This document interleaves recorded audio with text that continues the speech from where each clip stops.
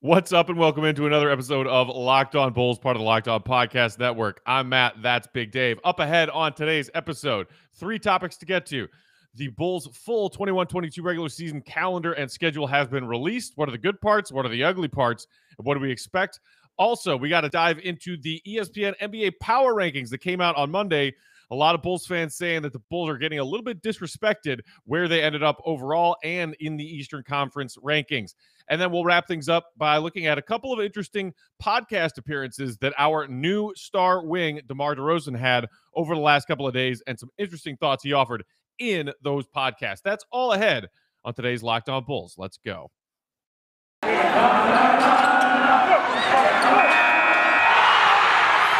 You are Locked On Bulls, your daily podcast on the Chicago Bulls, part of the Locked On Podcast Network, your team every day. Here are your hosts, Matt Peck and Big Dave Watson.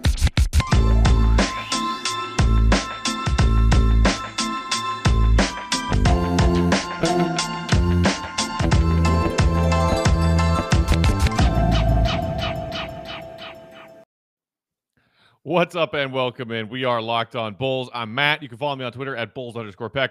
You can follow my co-host Big Dave at BAWL, BAWL Sports. And you can follow us at Locked On Bulls. Shoot us an email, lockedonbulls@gmail.com. And that text and voicemail line's always there for you, our fellow Bulls fans, at 331-979-1369. We did a really fun hour-long voicemail episode that we just dropped on Monday. So if you haven't listened to that yet, go check it out. We had some fun there. Big Dave, what's going on, buddy? How are we today? I am doing well. I'm feeling good. I'm feeling quite awesome. I am very excited to be here. All these people seem to really enjoy the show that we do, and then there's the people who don't enjoy the show that we do, and I enjoy them even more. And so it's just so awesome to continue to be able to, do this with you, Matt. It's fun. I love it. I am very happy to be here. Okay.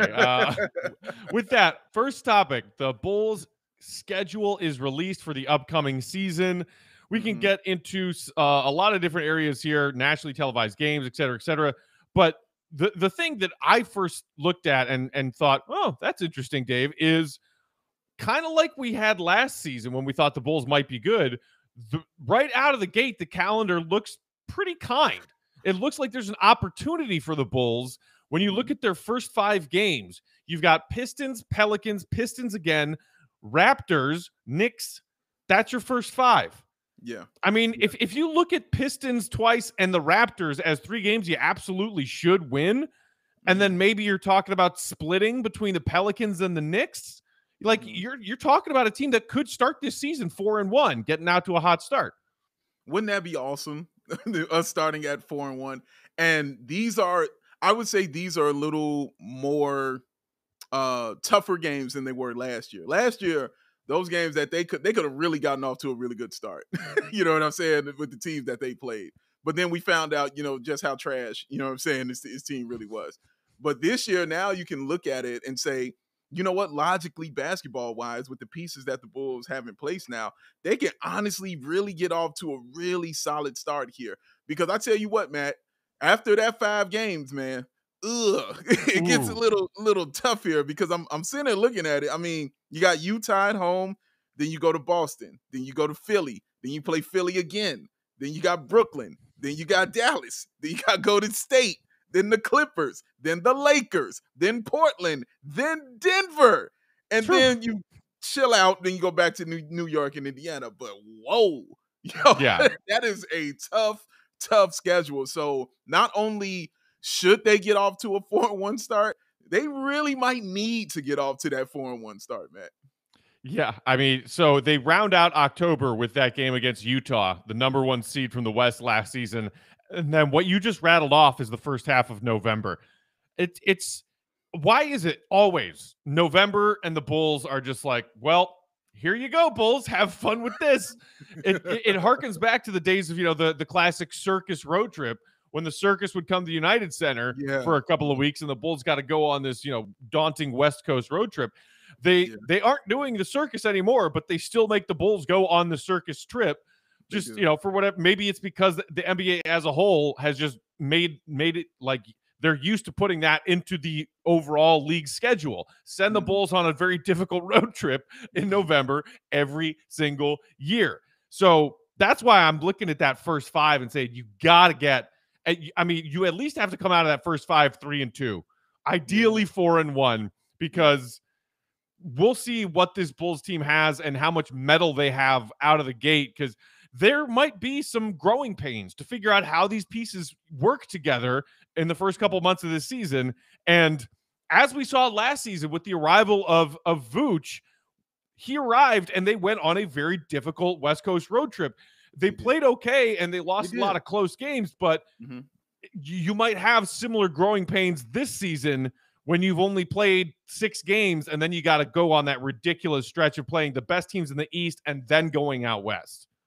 And also, and that's dead on. And also, Matt, just to add to that point, they finished up coming back by playing like the Brooklyn Nets. You know, like it was still a tough schedule for them, even though they ended up winning that game. But that's still a really tough schedule. But like you said, they look good, even though they lost. They got all those losses, but they look good. This is different. I don't want to just look good. I want victories here. I want some wins here with this team because they are set up to win and to win now. So it's no more waiting around, no more saying, hey, you know, let's wait till next year to see this development. No, we're trying to win right now. So I need to see some victories with that. What I also like about this schedule early on, Matt, is it gets 2 revenge games out of the way for 2 of our newest players in Lonzo Ball and DeMar DeRozan, because we play New Orleans at home and then we go to Toronto with DeMar DeRozan. And I mean, DeMar, you know, he's still, you know, I like that you still count Toronto as a revenge game for DeMar. He's been in San Antonio for the last 2 years. Because it still bothers him. You know what I'm saying? Like he still talks about it. He still talks about how watching him win that championship kind of bothered him because he wasn't there. He said that last year. You know, like, so it still kind of bothers him. And he's still beloved there. His jersey will be retired, you know what I mean, in Toronto, because he was their star. He was the man there for them right before Kawhi got there for that 1 year and they won that title. So I still think that it's going to be a revenge game for him because, remember, he hasn't been in the East since. You know, he was in San Antonio. He was in the West, seeing him twice a year. It's not going to be like that now. Now you get to see him a little bit more, you know what I'm saying, and a little bit more of the schedule that he's probably used to. So I think that's going to be big for him. Lonzo playing, you know, New Orleans, the team he was with last year. I'm not going to say they gave up on him because they didn't, but they just had him playing a whole different style that he's, you know, off ball in the corner, you know, letting Zion create, where he's the one that likes to be the one that's creating. So I'm sure he wants to show them that, yo, this team is letting me be me. Let me show you what me is. Let me show you who I am and how I do my thing. So, yeah, it should be interesting, those 2 games. So I'm glad we're getting 2 of those out of the way right out of the gate. And then fast forwarding to the back end of the regular season, assuming the Bulls are in this playoff hunt, and not just in the hunt, but maybe fighting for seeding come April, I thought that this was a really interesting stretch of games. So games 81 and 82 are home against Charlotte and at Minnesota. So, you know, maybe the Hornets are a team that the Bulls are fighting for seeding. Ideally not. Ideally, the Bulls are ahead of the Hornets. But games 78, 79, and 80 are home against the Heat, home against the Bucks, and home against the Celtics. So those are 3 home games where you can say those are 3 teams that the Bulls are probably, like, you know, they're probably not going to be in Milwaukee's neighborhood, depending on how well that Miami, you know, Lowry and Jimmy Butler duo works. Maybe we're not even sniffing the Heat. But the Celtics, and we'll get to the ESPN Power Rankings in a minute, the Celtics are a team that I think a lot of Bulls fans are saying, hey, on paper, like, yeah, I know they got Tatum and they got Jaylen Brown. They didn't do a whole heck of a lot else this offseason. You know, they re-signed Marcus Smart. They re-signed a couple of their other role players, but the Celtics might be a team that the Bulls could theoretically leapfrog. So I thought it was interesting that you got Miami, Milwaukee, and Boston as 3 of your last 5 games of the season when seeding could be a big deal. Yeah, I think out of all those teams that are going to be vying for playoff spots, Boston is the real wild card here. Because you know the talent that they have in Tatum and Brown. You know what they can do, but they're kind of in a transition. I mean, you got Brad Stevens moving to a position that he's never had before. You got a brand new coach coming in here. Like you said, first time head coach in Ime Udoka. Right, first time head coach. Shout out to him and shout out to Nia Long. What's up, Nia Long? And So you got that new thing happening. And then, you lose your point guard, in Kemba Walker. You lose Daniel Tice. You gain a Jabari Parker. So you do those things, and they're kind of in limbo. You know what I mean? We don't know what they're going to be because the talent is evident in Tatum and Brown. It's evident. We know how good they are. Can they stay on the floor? Can they be healthy together? Do they? How does Schroeder mix in, and what kind of looks does he get compared to Tatum and Brown? Yeah, correct. And yeah, how's he going to be feeling about playing, with that contract, the 1 year, $5 million contract? How's that going to mess with him mentally? So they have a lot of questions, man. They're the real wild card in all of this, Matt, because they could easily, if everything works out for them, be a 6 seed, or they can just not make the playoffs and maybe be in the play-in game or something. So yeah, that game, it just feels like that game is going to be important for both of those teams. Yeah. Could be that Bulls Celtics game in particular. Maybe there could be some seeding on the line there in their third to last game of the season. Okay, we've got lots more to get to, including those power rankings that I just mentioned. Before we get to those power rankings, Dave, would you like to tell our listeners how they could keep themselves cool and sweat free? Because holy balls, it's about 90,000 degrees in Chicago today. He's right. That's not an exaggeration. So when it hits 90 in Chicago, guys, the worst thing about it is it's humid. So you feel every bit of that in your soul and system. And if you're like Matt and I, oh man, that sweat sees that. And it's like, it's time to party. And it goes whoosh all over your body. But no more. We ain't dealing with that. You know why?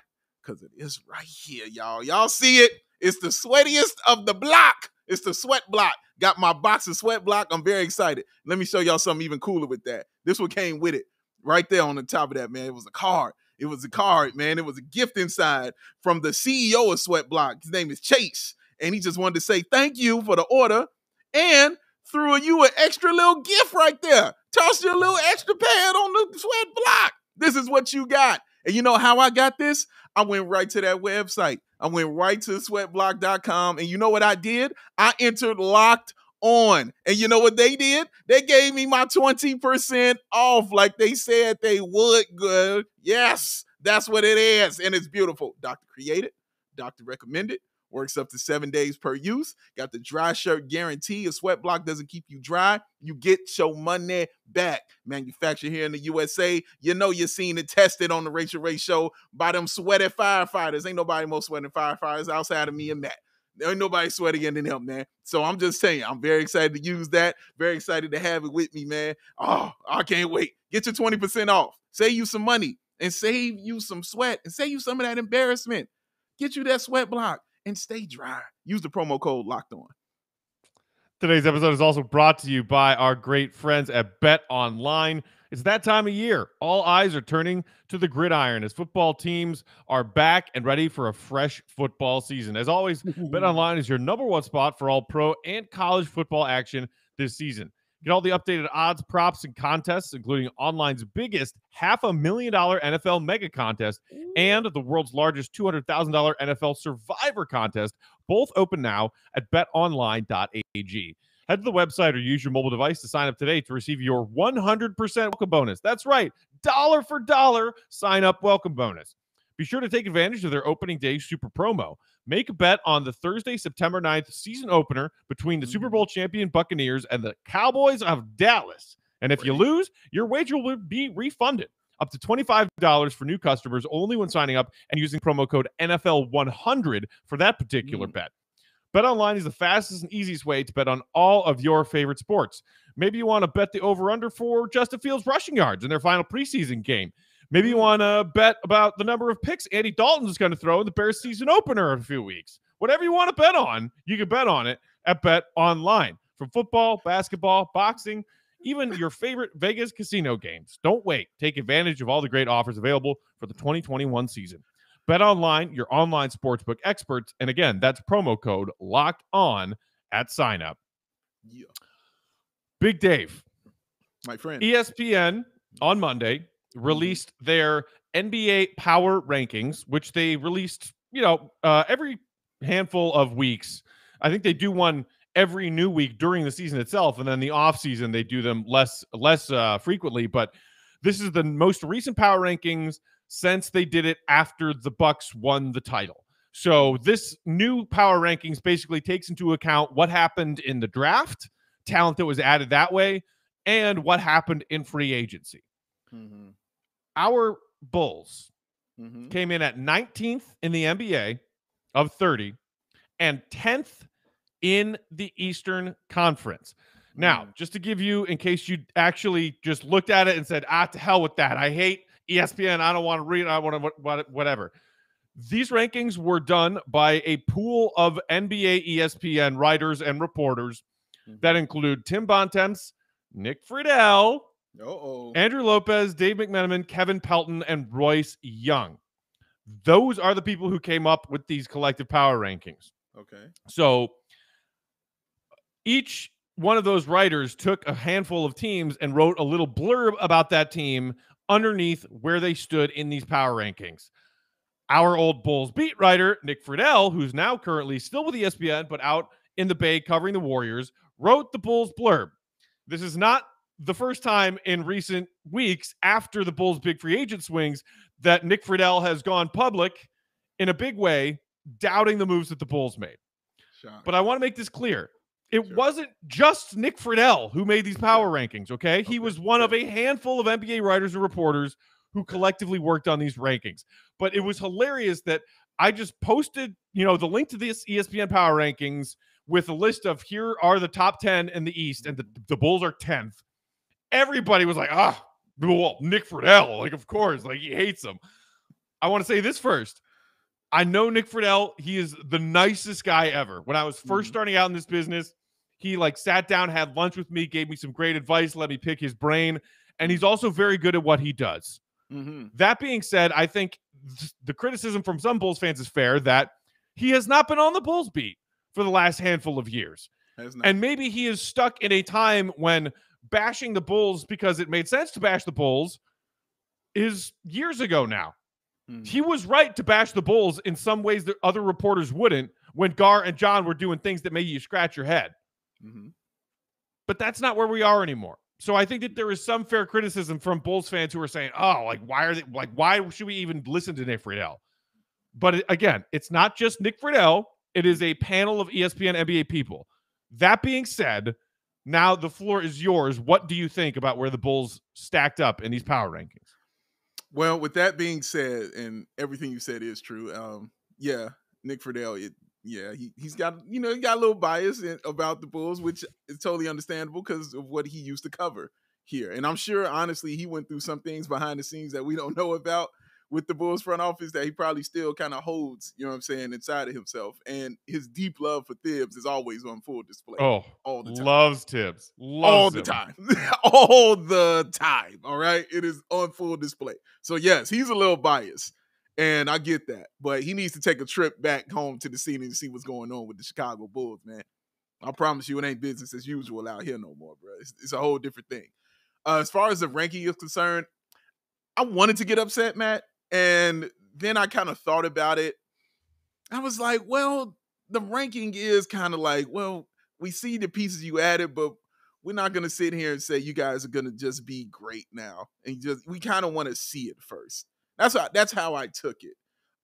Because as I saw on the rankings, even though they're, we're 19th, I mean, last year, they were 23rd. So they took a huge leap, you know what I'm saying, to move up high in those rankings, which is something I haven't seen the Bulls do in quite a while, which I'm sure is out of the norm, teams moving up like that. So I felt good that they actually considered the Bulls, even with those moves and everything that they've done, put them in that kind of category to take that huge jump, that huge leap. Because moving up the 4 spots they did is a huge leap on any list that you do. I don't care what list you're doing. You move up 4 spots. That's a big old leap, okay? So them being cautious right there, I understand. You're cautious with it. You're like, all right, that's good. We like it. Now let's see what it is. Now let's see if you guys can play together. Because all the people who are ranked, in those top tiers have proven it, over these years to get where they are. This is brand new for the Chicago Bulls. They got to go out there and they got to prove it, man. So we can sit here and speak about the joy that we have for these moves, Matt, which we do. Immense love, which we have for these moves, which we do. But at the end of the day, you got to go out there on that court, man, and it's got to, translate to the floor. It's got to translate to wins. So that's how I took it, man. I took it as they need to see it first, and I'm down with showing and proving, man.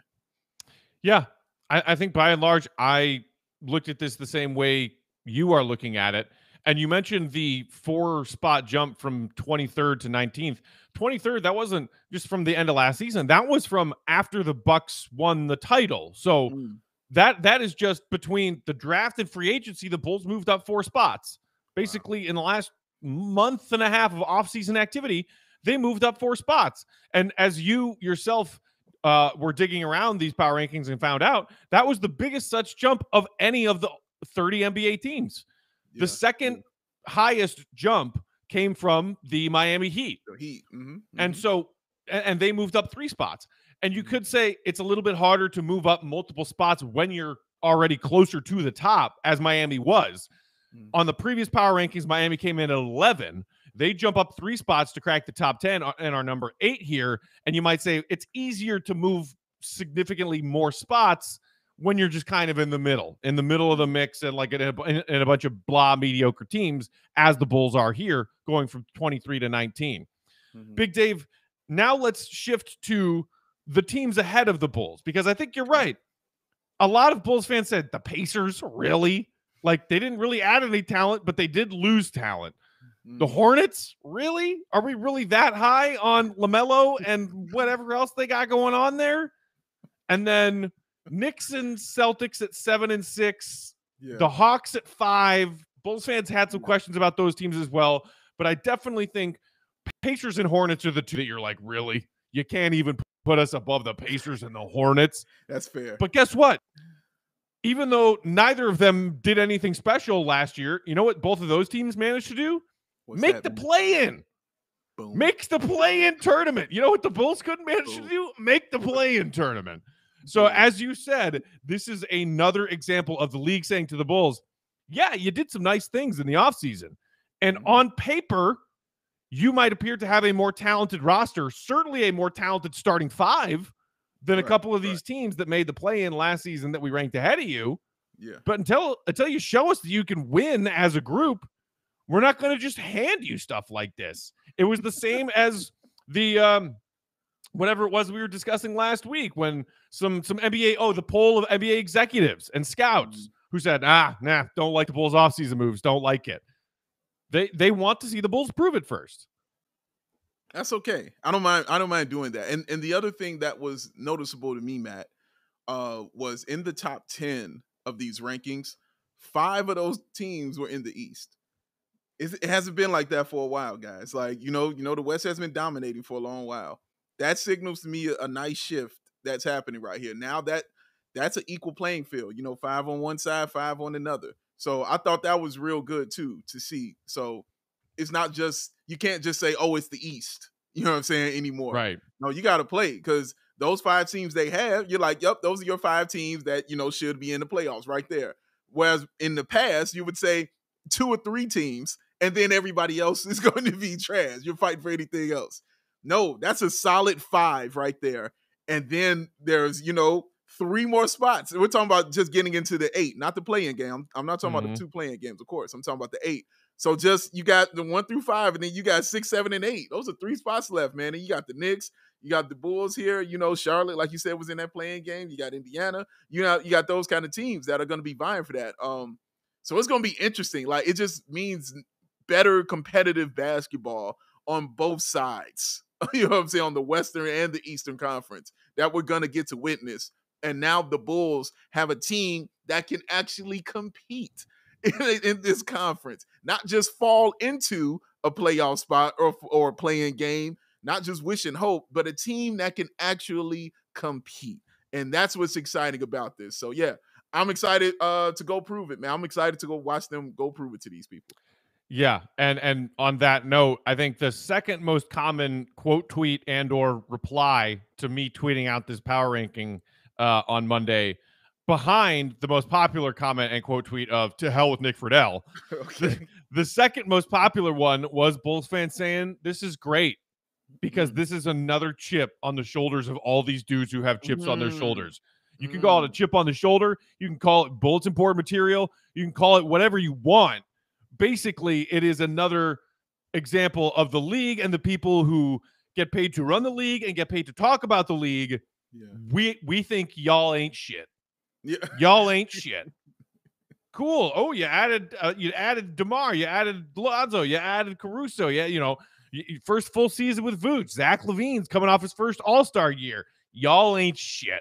Right. So I hope that every single person that is coming to training camp for the Bulls in a couple of weeks takes note of this, takes note of the GM survey, takes note of all of these little slights to say, hey, we got something to prove. Let's go prove it.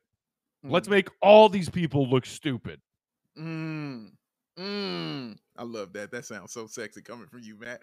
Yes, let's make all these people look dumb and stupid. Let's start this season and do what we know that this team can do. Honestly, this team is going to be a good, exciting team to watch. I can't wait. I can't wait to see it. It just makes me excited. Honestly, it just makes me excited. It doesn't make me angry.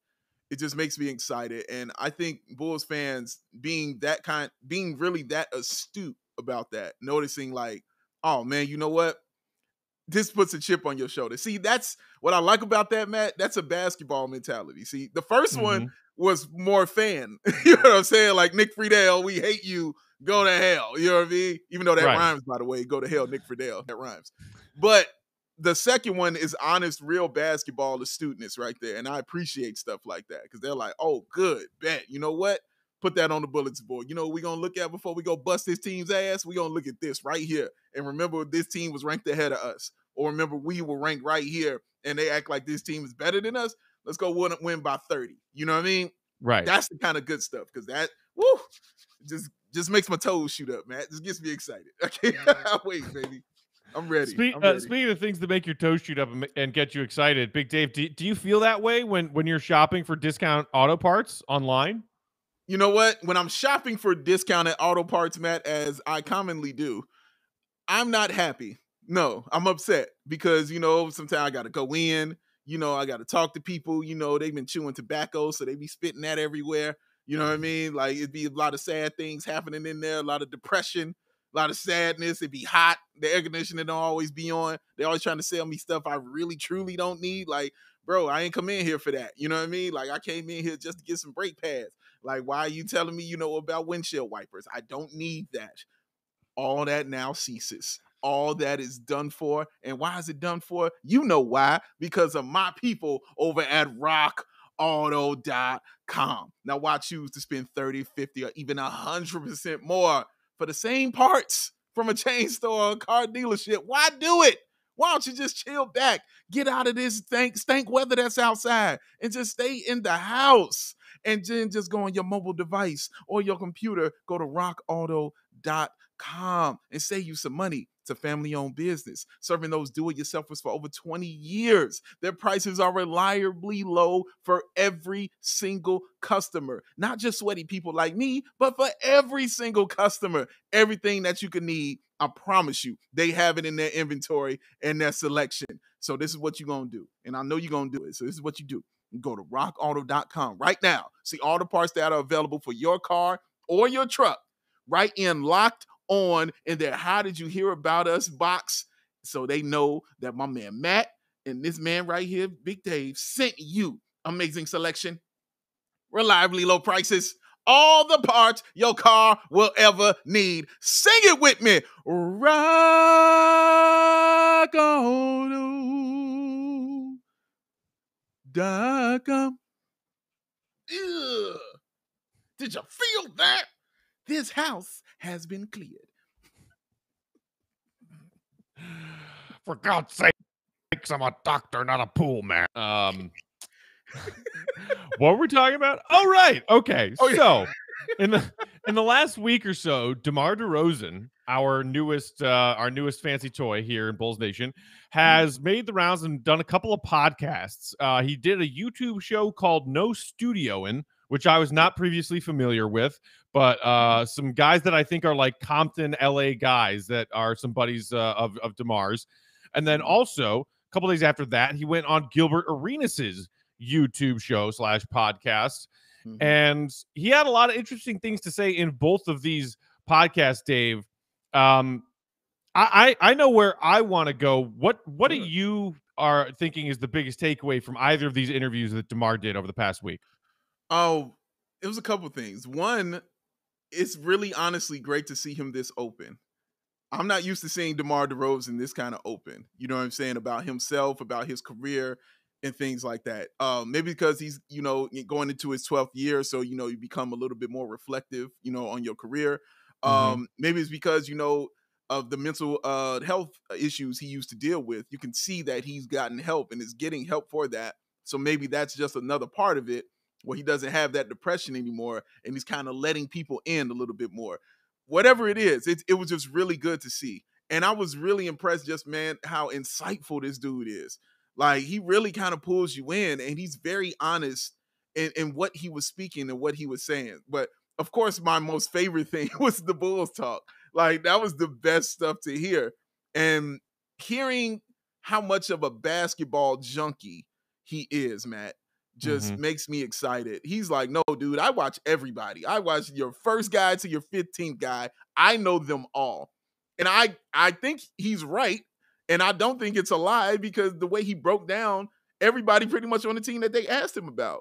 When he broke down Lonzo, when he talked about, his vision and how he doesn't feel like he's reached his full potential yet. He doesn't feel like it's been unlocked. I'm like, yeah, that's what I've been saying. Like, you're right. I've been saying that stuff. The things he said about Zach and Team USA.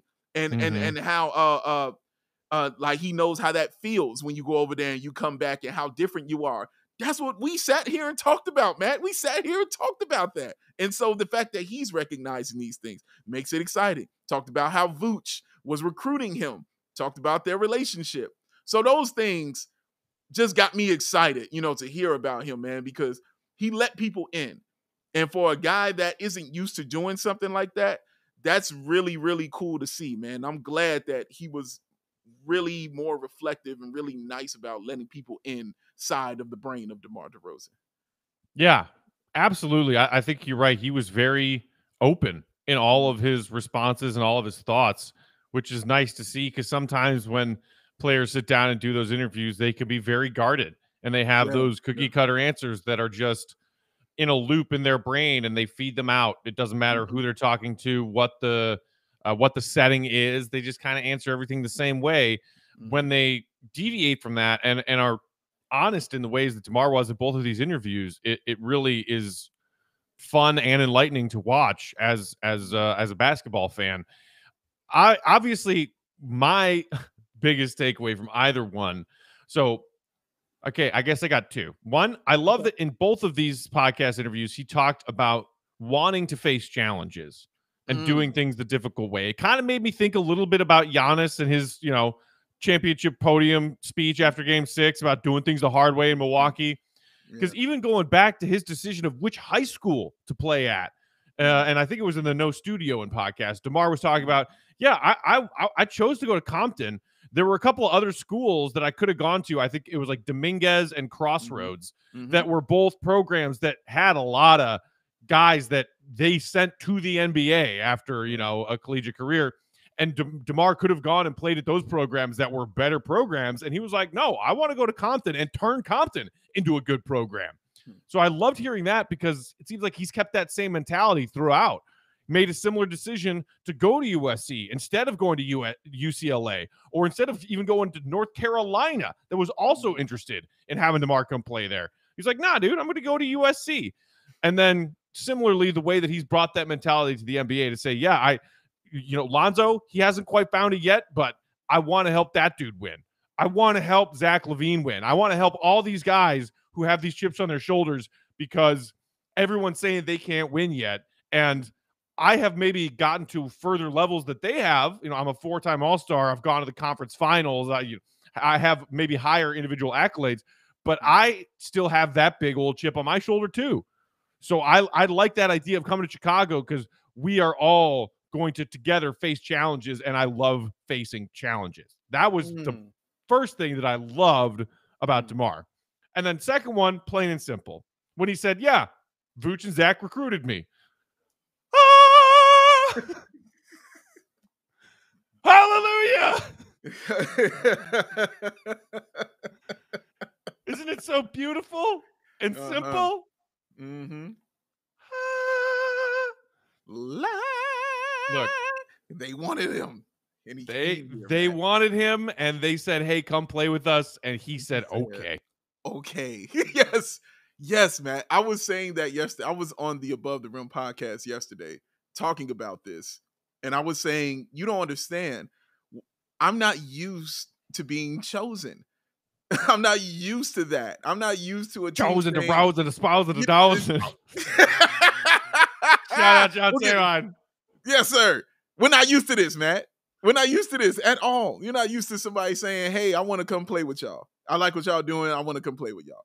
I haven't felt that since Paul Gasol. You know what I'm saying? That's the last time I really felt that, like a team, because he took a pay cut to actually come here. And he said, I came here because of Joakim Noah. It's like he said this. So that's the last time I kind of felt that. And that one was different because he wasn't even the salt. He was like, the consolation prize, even though he was all NBA and a 2-time All-Star when he was here. He was what they really wanted was Melo. That's who the prize was. The prize was Melo. We got the prize. You know what I'm saying? Like, we got the prize. The people everybody was trying to get. We got the prize. That guy. And him saying, I like Zach, and me and Vooch go way back. So that's that. And I want to come play where you at. Yeah, I just made all that rhyme. And I did that off the top of my mind. I'm still doing it. I can't help it, Matt. Oh.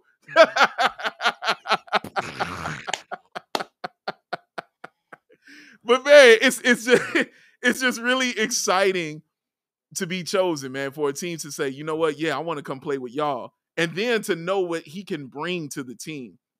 And him looking at the team and seeing the flaws of it, knowing who can do what, and saying, yeah, I know where we can improve, and we going to go win. How about that?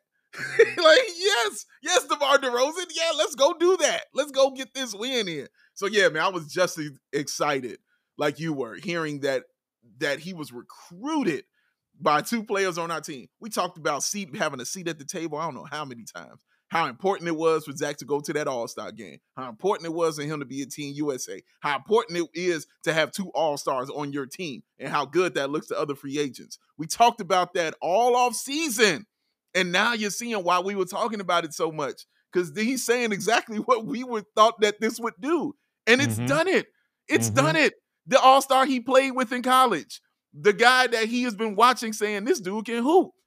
He can play. I know what he's going to do when he comes back from Team USA. The point guard that he thinks has an incredible IQ and great vision. He's also been watching since Lonzo was a kid. Come on. And Lonzo called him a legend. Yes. Yeah. That's what he called him. He called him a legend where he's from out there. So all that connection right there, it matters, guys. This stuff matters. And so it's just so good that it matters here in this city, in Chicago, for the Chicago Bulls, because it hasn't been that way. And Matt's right. It just feels so good. It feels so good. And look, I think you can't not bring up that. You know what this is different from? This is different from Derrick Rose saying, you know what? No, I'm going to rock with Keith Bogans. Okay. I mean, there is no secret behind the fact that the Bulls organization and the people who run it wished that Derrick was a little more proactive in recruiting other stars to come play with him as he was ascending to a superstar himself. And of course, the big one that everybody always looks back to is the summer of 2010, LeBron, Wade, and Bosh.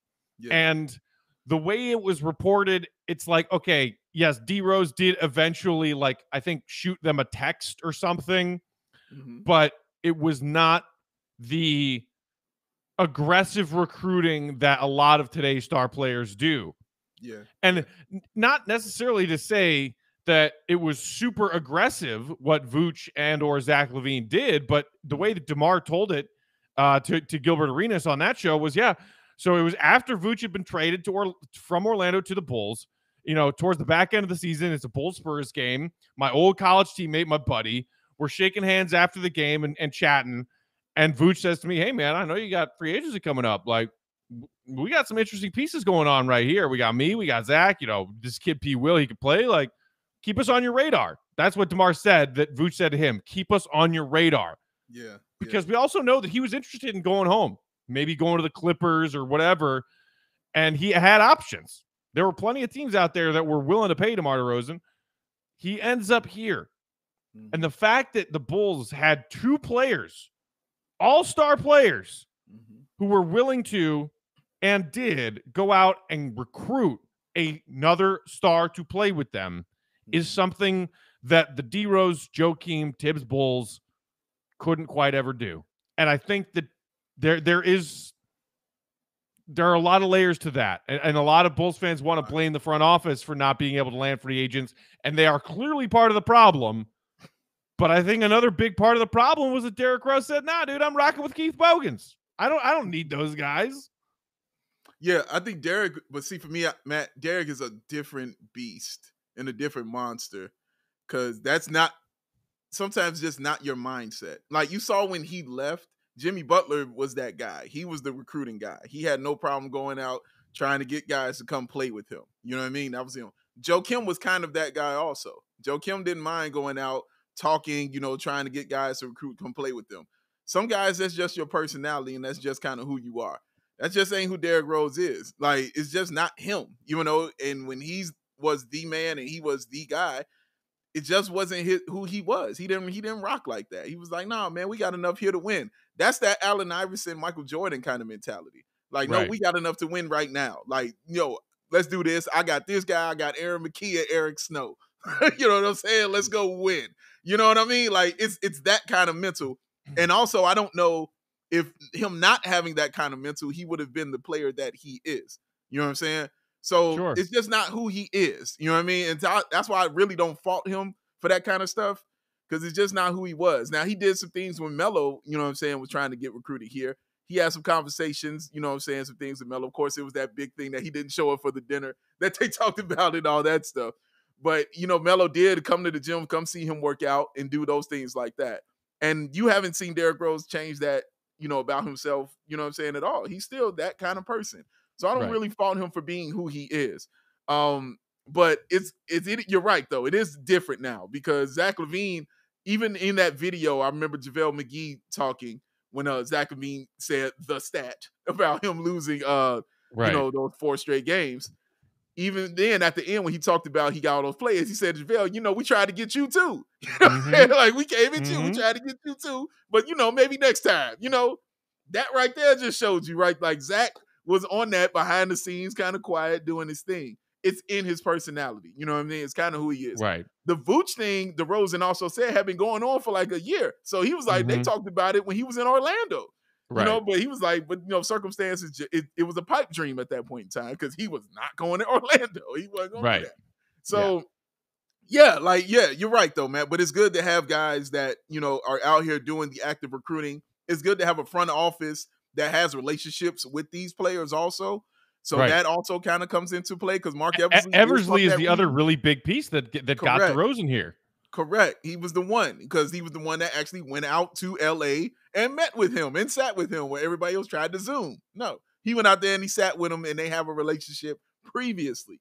That stuff also matters too. So it's just everything kind of worked together for this one. Then they like the coach on top of that. So everything kind of worked together nicely to make this wonderful, beautiful stew that AK and Eversley have been cooking up, baby. I can't wait till it is served in October, Matt. Oh, yeah. We're going to feast. And look, I mean, I don't know if this is how most Bulls fans feel about it. Maybe the Bulls fans are split, but going back to how we tried to do things and failed in 2010 versus this summer. And look, we didn't get LeBron in his prime. We didn't get Chris Bosh in his prime, but we did. I mean, you could say the prime Chris Bosh, prime DeMar DeRozan, not that different as far as, what they can bring to a team. But it's not about that comparison. It's about how I felt as a Bulls fan in 2010 when we all watched the decision. LeBron's going to Miami, Bosh is going to Miami, Wade's staying in Miami, and we were a team that was in the hunt. Mm-hmm. And I immediately said, to hell with those guys, to hell with the Heat. D-Rose and my boys here in Chicago, I can't wait to beat them. Yeah. And I think a lot of Bulls fans felt that way. Sure. After we were, the unchosen. We didn't get a rose, right? Right. At the episode. We and it was like, you know what? To hell with them. I'm good. I don't need you.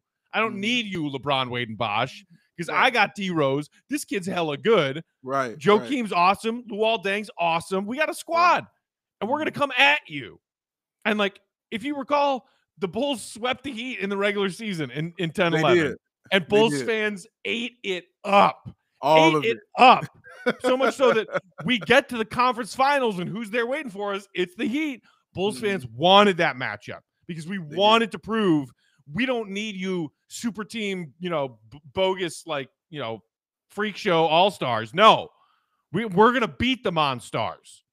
Derrick Rose is our Michael Jordan, and we've got all these Looney Tunes around him, but we're going to beat the Monstars, for crying out loud.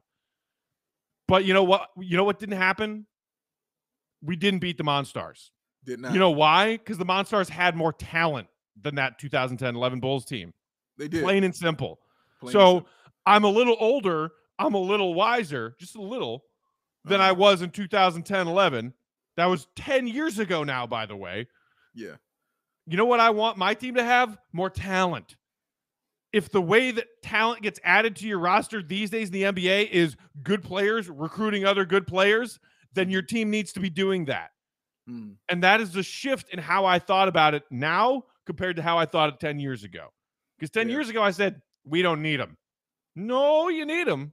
Because, you know who wins championships? Rosters with lots of talent on them. Yeah, and I feel everybody wants to win kind of how Giannis did it, right? Everybody wants that kind of story of the guy who stays with the team, the feel good, no, forget it. We're going to do it like this. We're going to do it with these players. Let's not forget, he's got all-stars on his team. You know what I'm saying? Like, these guys are ball players. You know what I'm saying? Like, Chris Middleton is a beast. Drew Holiday, probably the best on-ball defender in the league. You know what I'm saying? You saw how he was clamping down on those guys in there. So they have talent, you know what I mean, on that team. They have real skill. So desire and heart and all those things, yes, it matters. But at the end of the day, man, that talent is what it's going to be because, pulling out CJ Watson on somebody ain't going to do too much for you. You know what I'm saying? Right. Like, Keith Bogans wide open in the corner ain't going to do too much for you. You know what I mean? You're going to need that talent to get out there. So, yeah, I hear you. I hear your point. I hear what you're saying. And it's nice that the Bulls have adapted to the modern way of what the NBA is now doing. Doing things to the point that they investigated us for tampering now. We're that deep in it now. You know what I'm saying? We're that deep in it now. So yeah, I hear you. I hear your point. I definitely hear what you're saying. I just like that Derrick Rose was who he is and still is who he is. I like that mentality. I do. I like that mentality. But if he's not going to do it, it has to be somebody else on your team who's going to be that guy, to go get those guys. And Joakim was that guy. And, it just didn't work out like that. It didn't work out like that, man. And I still enjoyed that team, and I still enjoyed D Rose for sure. And I think these Bulls coming into this season are kind of in perfect little middling zone where they're players that, they're most talented players. They went out, they did some recruiting, and they got some good talent to come play with them. Got some talent, bro. But they have no arrows on their backs because everybody around the NBA looked at what they did and went, meh. So it's like, that's true. Yeah, you went out and you accomplished all these goals in the offseason to improve your roster, but everybody's like, it's not the Heatles. And it funnily enough, here we are with the Heat again, the other team that's being investigated because everybody looked, oh, Kyle Lowry. You paired Kyle Lowry with Jimmy and Bam, and yeah, let's give Duncan Robinson $8 trillion. Oh, what an amazing offseason for the Heat. The Heatles 2.0. They got Kyle Lowry. Let them have all of that attention. Yeah. Let them have all of that attention. Agreed. While Zach and Vooch and DeMar and the crew just rack up W's, man. I'm with it. Skating under the radar. Would love to see that happen. I'm with it, man. I'm with it. Well, that'll do it for today. Thank you to everybody for tuning in. Thanks to our sponsors. Check out that sweat block that Dave was shoving in front of the camera earlier. It's a great line of products, especially right now in the dog days of August when Chicago is unbearably hot. Also, thanks to Bet Online. Go place your bets. Go place your bets, Bears fans. Do it. And of course, RockAuto.com for all of your auto parts needs. You can follow us on Twitter. I'm at Bulls_Peck. He is at BAL, BAWL Sports. We are at Locked On Bulls. 331-979-1369 is the hotline number to call or text. Until next time, Bulls Nation, thanks for listening. Thanks for watching. See Red. Be good. Peace out.